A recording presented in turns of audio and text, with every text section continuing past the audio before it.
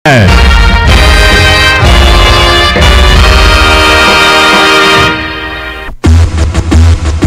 na ang numero 1 pagbabalita sa radyo na araw-araw. Pinakikinggan sa Luzon, Visayas at Mindanao. KBP Golden Dove Best News Program. Mula sa Head News Center ng pinakamaraming himpilan at number 1 na radio network ng bayan, RMN. Ito ang numero 1. RMN News Nationwide. RMN News Nationwide. Kasama ang KBP Golden Dove Best Newscaster, Weng de la Peña, at ang maasahang broadcaster, Buddy Oberas. RMN News Nationwide. RMN News Nationwide. Headlines.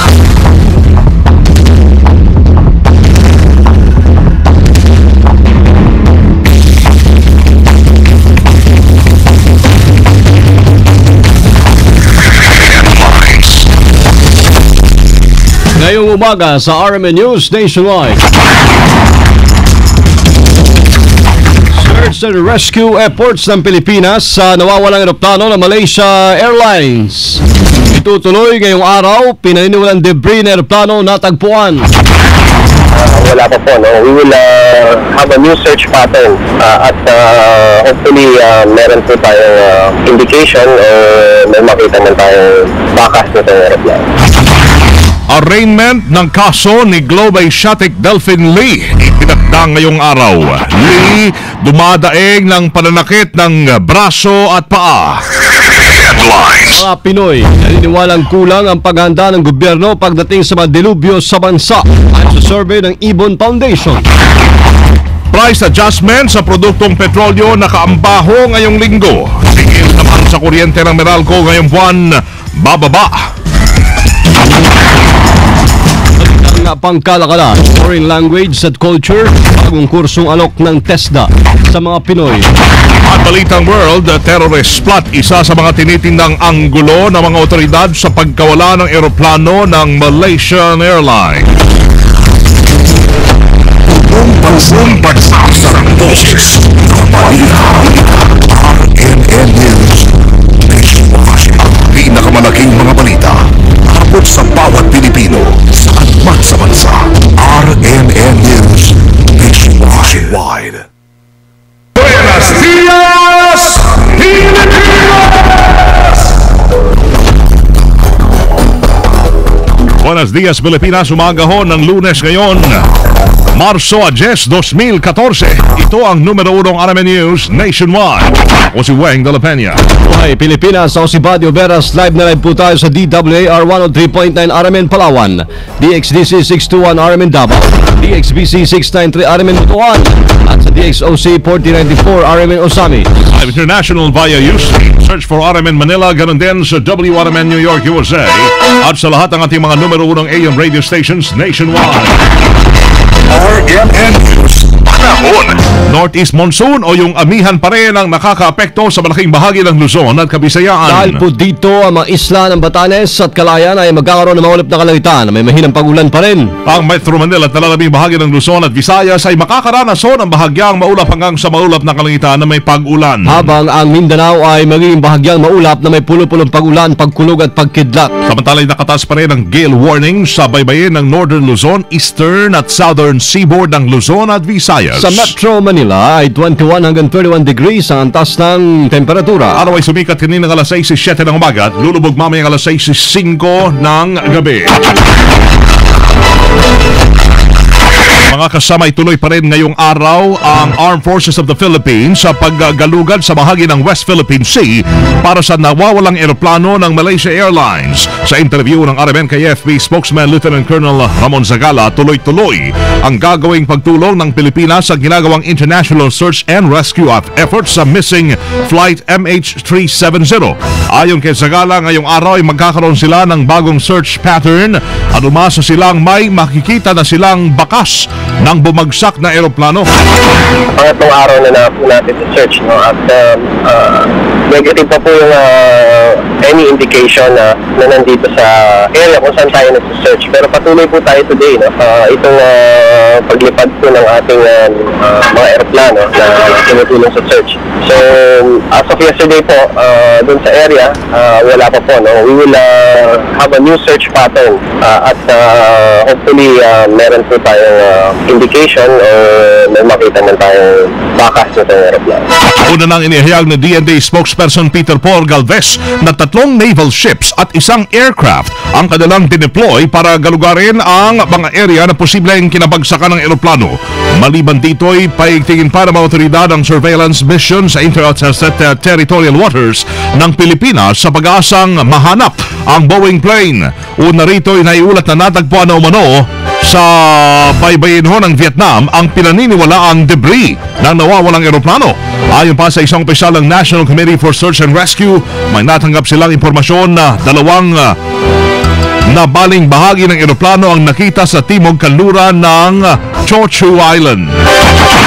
Westcom nagpadala na ng mga barko at eroplano sa West Philippine Sea para tumulong sa paghahanap sa Malaysian Airline. Kasama natin sa Balita Live, Pedi Sabando ng RMN Palawan. Report! Kinumpirma ngayon ang mismong pinuro ng Western Command na nag-deploy sila ng 3 eroplano at 2 barko. Ito'y upang tumulong sa paghanap ng bumagsak na eroplano ng bansang Malaysia sa may West Philippine Sea. Base sa interview ng radyo mo nationwide kay Lieutenant General Roy de Veraturda, commander ng Western Command, noong araw kaagad ng Sabado matapos na matanggap daw ng bansa natin ang nasabing impormasyon ay kaagad na nagbaba ng utos ang DFA sa Department of National Defense na utusan ng Western Command na mag-deploy ng mga barko at eroplano sa may Southern Palawan na tinitignan posibleng pinagbagsakan din ng Malaysian Airlines na may pangalan daw na Boeing 777-00AR plane. Sa ngayon daw ay nananatili sa laot ng West Philippine Sea ang mga barko ng Western Command. Ito ay para ipagpatuloy ang pagtulong sa ginagawang search and rescue operation. Batay sa impormasyon sinasabing posibleng nahulog Malaysian Airlines, ito ay habang papasok sa teritoryo ng Pilipinas o nasa bahaging sur ng lalawigan ng Palawan. Para sa DCXL 558, kasama mo sa Armen Palawan, Pedi Sabando, Tatak, Armen. Radyo mo nationwide. Nakatakda ngayong araw ang arraignment naman sa kaso ng Globe Asiatic founder na si Delphine Lee kaugnay sa kinasasangkutang 6 billion peso syndicated estafa case. Nabatid na hahamunin ng kampo ni Lee ang legalidad ng gagawing pagbasa ng sakdal sa negosyante. Ay kay Attorney Willie Rivera, legal counsel ng may-ari ng Globe Asiatic, bukod sa nakatagdang paghahay ng writ of habeas corpus sa Court of Appeals, kwestiyonin din nila ang legalidad ng arraignment sa kanyang kliyente. Matatanda ang una na ring sinabi ni Rivera na wala ng visa ang arrest warrant laban kay Lee. Kasabay dino ay umaapela naman si Rivera sa mga doktor na matingnan ang kanyang kliyente na dumadaing ng pamamanhid ng kanang braso at paa. Ito'y anyay upang matiyak na nasa tamang kondisyon ang kalusugan ng negosyante. Kasalukuyan nakakulong si Lee sa detention facility ng NBI sa Pampanga matapos maaresto noong Huwebes sa Maynila dahil sa bilyong pisong pag-ibig housing scam. Ang Department of Justice nanindigan dapat ikulong si Delphine Lee sa ordinaryong kulungan. Kasama natin sa balita, Angel Ronquillo. Report! Muling iginiit ang Department of Justice na dapat makulong si Delphine Lee ang dawi sa bilyong pisong Globe Asiatic scam sa isang ordinaryong bilangguan. Ayon kay Justice Secretary Laila de Lima, kung siyang masusunod sa regular jail facility lang dapat manatili si Lee. Pero sinabi ng kalim ng korte pa rin ang may final say sa kung saan ipipi si Delphine Lee. Paliwanag de Lima, alinsunod sa batas ang pinakamalapit na detention facility sa korteng may hawak ng kaso na isang suspect ay doon ito ipipiit. Sa ngayon, si Delphine Lee ay nakulong sa NBI Region 3 o NBI sa Pampanga. Kasama mo sa lungsod ng Maynila, Angel Ronquillo, Tatak, RMN. 63.1% ng mga Pilipino ang naniniwalang kulang pa ang preparasyon ng gobyerno pagdating sa mga delubyo, partikular na sa Yolanda. Ito'y batay sa pinakahuling non-commission survey ng Ibon Foundation na ginawa mula Enero 16 hanggang 24 sa 17 rehiyon sa bansa na may 1,500 respondents na nasa edad 18 pataas. 28.4% naman ang nagsabing sapat ang aksyon ng pamahalaan sa panganib at pinsalang dala ng Super Typhoon Yolanda. habang 61.2% naman ang naniniwalang hindi pa sapat ang preparasyon ng gobyerno sa pangkalahatang natural hazards na nararanasan ho sa bansa, habang 28% naman ang nagsasabing natutumbasan naman ng gobyerno ang pangangailangan. May nakambang bawas presyo sa ilang produktong petrolyo ngayong linggo. Maglalaro po sa 5 sentimos hanggang 25 sentimos ang mababawas sa kada litro ng diesel, habang 30 hanggang 45 sentimos naman ang matatapyas sa bawat litro ng kerosene. Pero nagbabadya naman magmahal na hanggang 20 centavos ang kada litro ng gasolina. Gayunman, sa pagtaya po ng kumpanyang PTT, walang inaasahang paggalaw sa presyo ng diesel nito, pero mayroong hanggang 20 sentimos na dagdag presyo sa gasolina. Samantala, bababa naman ang sigil sa kuryente ng Meralco ngayong Marso. Ang kay Meralco Legal Affairs Head Attorney William Pamintuan, maglalaro sa 20 sentimos hanggang 30 sentimos ang kada kilowatt hour ang bawas singil huyan. Bunsod ng anya ito ng pagganda ng supply ng kuryente sa spot market, pati na ang malamig na klima sa bansa.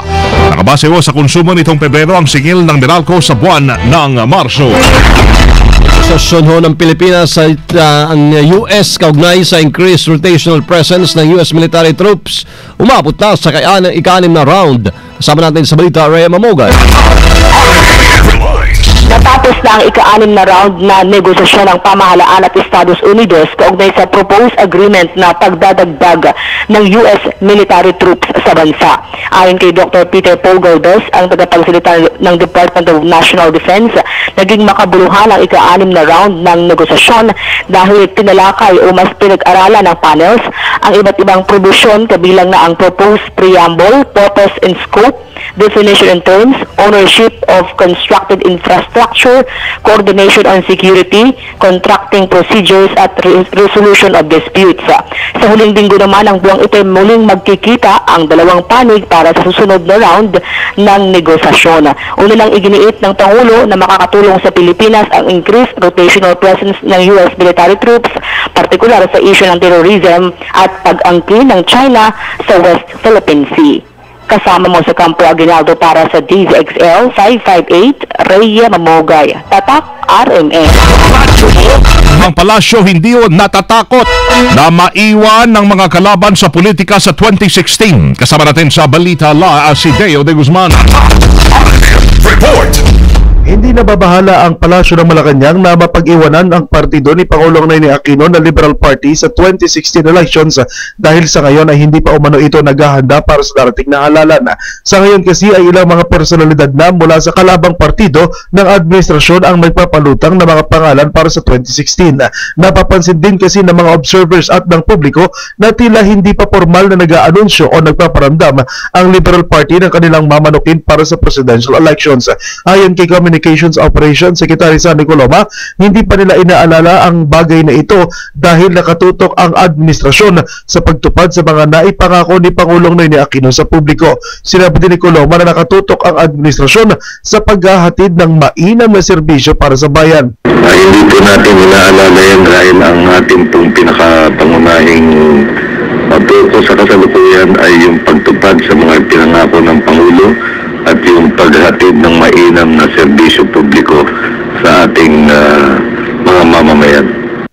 Yan ang tinig ni Communications Operations Secretary Sunny Coloma. Kasama mo sa Palasyo ng Malacanang para sa DZXL 558, Deo de Guzman, Tatak RMN. Lifestyle check, ginagamit panlinis mula daw ho sa PIDAP issue. Kasama natin sa balita, Grace Mariano. RMN Report! Para kay Senate President Franklin Drilon, ang kaliwat ka ng hamunan ng lifestyle check ay nagagamit lamang na panlihi sa tunay na isyu ng Priority Development Assistance Fund o PDAP scam. Reaksyon ito ni Drilon sa hindi mahintong panawagan na isailalim sa lifestyle check ang mga opisyal ng pamahalaan, kasama siya. Paliwanag ni Drilon, hindi naman isyu ang lifestyle check sa kanila dahil bukas sa publiko ang kanilang Statement of Assets, Liabilities and Net Worth o SALN. Di ni Drilon ang dapat pagtuunan ng pansin ay ang pork barrel scandal, kung umuusad ba ang reklamo kaugnay nito na nakabinbin pa rin sa Office of the Ombudsman. Gate ni Drilon, ang dapat maging target ay ang mapanagot ang mga tunay na nagkasala sa taong bayan dahil sa maling paggamit sa pork barrel. Kasama mo sa Senado, Grace Mariano, Tapak RMN. RMN News Negosyo. Kasama inaasahan po ng Technical Education and Skills Development Authority o TESDA na sa mga susunod na araw, maraming Pilipino na mapagtatrabaho sa ibang bansa dahil sa kakaibang kursong tinapos nila. Ayon kay Secretary Joel Villanueva, hindi raw malayo makasabay na rin ang mga estudyante nagtapos sa ahensya sa iba pang malaking eskwelahan sa bansa kung ang pag-uusapan ay iba't ibang lingwahe. Ngayong taon, kabuang 7,341 trainees ang nakapagtapos po ng kurso na Foreign Language and Culture na maaaring magamit daw para mapagtrabaho sa ibang bansa. Sinasabi na 6 na lingwahe ang ibinigay ng TESDA sa ilalim po ng Language Skills Institute, kabilang ang Basic English Language, Basic Japanese Language and Culture, Basic Korean Language and Culture, Basic Mandarin, Basic Arabic at saka Basic Spanish Language for different vocation. RMN News Abroad. Blanco pa rin ang Malaysian government kung nasaan na ang eroplano ng Malaysia Airlines na iniulat na nawawala at posibleng bumagsak sa pagitan ng bansang Vietnam. Sabi ng mga otoridad, iba't ibang anglo ang tinitingnan nila kung ano ang tunay na nangyari sa MH370 flight na may 239 na mga pasahero yan. Isa sa tingin-tingnan ngayon ang posibilidad na may kinalaman sa terrorist attack ang insidente matapos na matuklasang 2 pasahero na dapat ay kasamang nakasakay sa eroplano ang hindi nakasakay dahil sa ninakaw ang pasaporte ng mga ito. Mismong si Malaysian Prime Minister Najib Razak ang nagsabing hindi nito isinasantabi ang terrorist plot kung saan 2 sa mga pasahero ng MH370 flight ay gumamit ng nakaw na passport. I said from the beginning that we are looking at all possibilities. Just because not yet does not mean that we are saying that it is a terrorist act, but we are not discounting anything when it comes to lives of innocent people. Si Malaysian Prime Minister Najib Razak yun at ngayon gumagawa na umano ng background check ang mga otoridad sa manifesto ng mga pasahero. Mga kasama, live na live pa rin mula dito sa RMN News Center sa Makati City, Metro Manila, Philippines. Inyo pong narinig ang numero 1 RMN News nationwide. Ngayon ay Lunes at 10 ng Marso 2014. Rin po ating naging pagbabalita ngayon 7 umaga sa YouTube. Itype lamang ang RMN News Nationwide.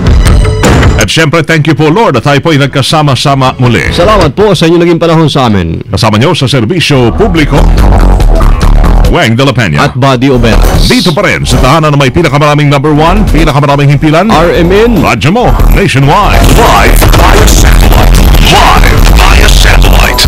RMN News Nationwide. Sounds ng boses ng balita. RMN News Nationwide. Ang oras natin tatak alas 7:18 Standard Time of the country of the Philippines. RMN.